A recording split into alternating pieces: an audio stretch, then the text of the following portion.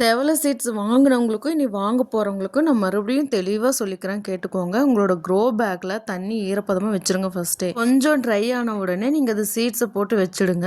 அதுக்கப்புறமா கையே தொடாதீங்க. தண்ணி மட்டும் அப்பப்ப கையில தெளிச்சோ, இல்ல ஸ்ப்ரே பண்ணியோ விட்டுக்கலாம். முக்கியமா இந்த க்ரோ பேக் வந்து வெயிலும் இல்லாம, நிழலும் இல்லாம ஒரு செமி சேட் பகுதியில வைங்க. என்னடா சீட்ஸ் போட்டு 5 நாள் ஆச்சு, 10 நாள் ஆச்சு அப்படின்னு சொல்லிட்டு அவசரப்பட்டு போய் மண்ண கிளறி மட்டும் விட்டுறாதீங்க. உங்க ஊரு சீதோஷ்ண நிலைய பார்த்துட்டு அவங்களே தானா வளர்ந்து வருவாங்க. அது வரைக்கும் பொறுமையா இருங்க. அப்புறம் இந்த சீட்ஸுக்கு எல்லாமே காசு பார்க்குறாங்களா? அப்படிங்கிற மாரிலாம் நான் கேள்விப்பட்டேன். நல்லா தெரிஞ்சுக்கோங்க. காசு குடுத்தா தான் பெட்ரோல் அடிப்பாங்க. பெட்ரோல் அடிச்சா தான் நம்ம ஒரு இடத்துக்கு போகும். இப்படி போற இடம் ஒரு திக் ஃபாரஸ்ட்டா இருந்து அங்க வனவிலங்குகள் அதிகமா நடமாடுற இடத்தையெல்லாம் தாண்டி போய் நம்ம இந்த செடி பறிச்சுட்டு வந்தோம். பாட்டியும் தேடி போய் அவங்க இருக்கிற நேரமா போய் பார்த்து வாங்கிட்டு வந்திருக்கோம். இல்ல கிடைக்கிற ஒரு அமௌண்ட்டை நான் அந்த பாட்டிக்கும் ஷேர் பண்ணுவேன். என்னால ஆன ஒரு சின்ன ஹெல்ப் தான் இது. செய்யறது சொல்லி காட்டக்கூடாது. ஆனா நீங்க சொல்ல வச்சுட்டீங்க. ஒண்ணு நல்லா தெரிஞ்சுக்கோங்க. இந்த உலகத்துல எதுவுமே சும்மா கிடைக்காது.